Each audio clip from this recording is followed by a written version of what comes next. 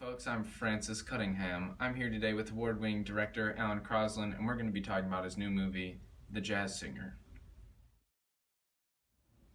Well, The Jazz Singer of 1927 was nothing like the early 1920 Hollywood movies. For example, it was the first feature-length movie to have pre-recorded sound. And not just sound, though, because other movies in the 1920s had sound. I mean, Don Juan in 1926 had music and sound effects, but no talking. So the talking part is really what makes The Jazz Singer so unique, because it was the first feature-length movie to have pre-recorded dialogue. And just to see a movie where actors are seemingly talking to each other is just such a unique environment, and just, I think, a time changer. Well, Alan, could you describe what this film is about? Absolutely. I mean, the film depicts the fictional story of Jackie Robinowitz, and is a young man who defies the traditions of his devout Jewish family. And after singing a popular tune in a beer garden, he's punished by his father, a cantor, which causes Jackie to run away from home. Some years later, now calling himself Jack Robin, not his, Jackie Robinowitz, which was his actual name, Jack Robin, he becomes a talented jazz singer.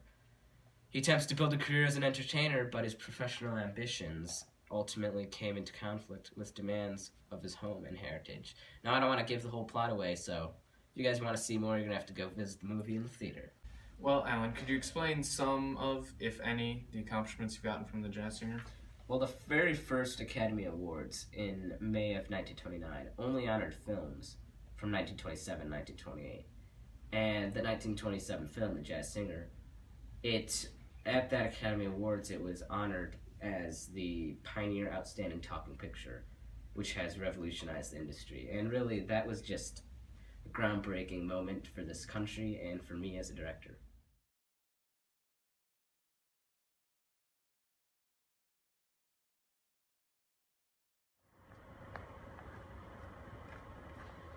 Good afternoon, sir. Where are you headed off to today? The movies, where else? Is that so? Yeah, I mean, it's 1929.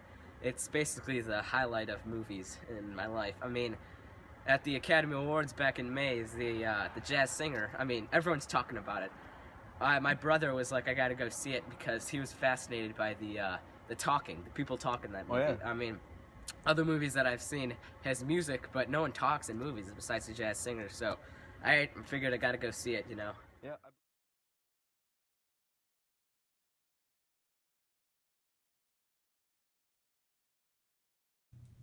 And I'm here with California resident Virgil. Now, it's 1929. Hollywood's on the rise. People are even calling it the Roaring Twenties. I mean, what do you have to say about that? I mean, people call it that mainly due to the economic prosperity. I mean, we have a lot of leisure time. People just love movies, I mean, they're so cheap and they're great entertainment. There's a reason why we call it the Roaring Twenties.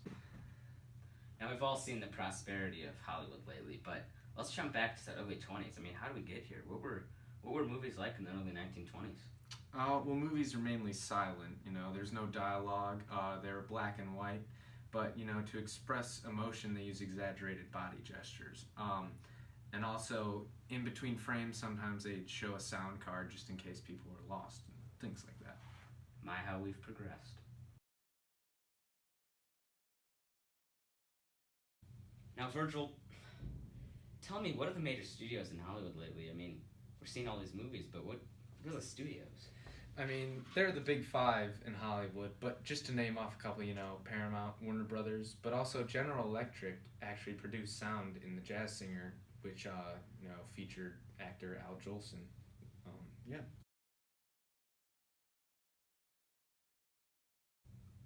Now, Virgil, I'm getting a little bit off topic here.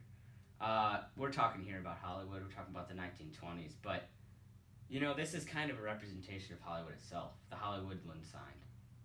I mean, tell me about it. Well, yeah, it was first built in 1923 by Harry Chandler, and it was used as, promotion of his real estate.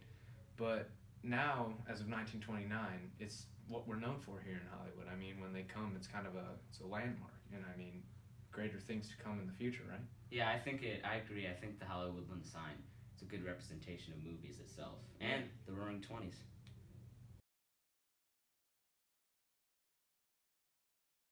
All right, Virgil, well, I'm glad to have you here. I mean, we talked about the Hollywoodland sign, talked about the Roaring Twenties. I mean, we even got to Hack Movies, the studios. Mm-hmm. Yeah. Wouldn't have been possible without you, man. Well, yeah, thanks a lot, Quincy. You're welcome. Hi, AP US History class. Please give Sean an A. Hi, 11th grade A Bush class and Dr. Kelleher. Please give Sean, Brian, and Ahmed an A. Hi, AP History class.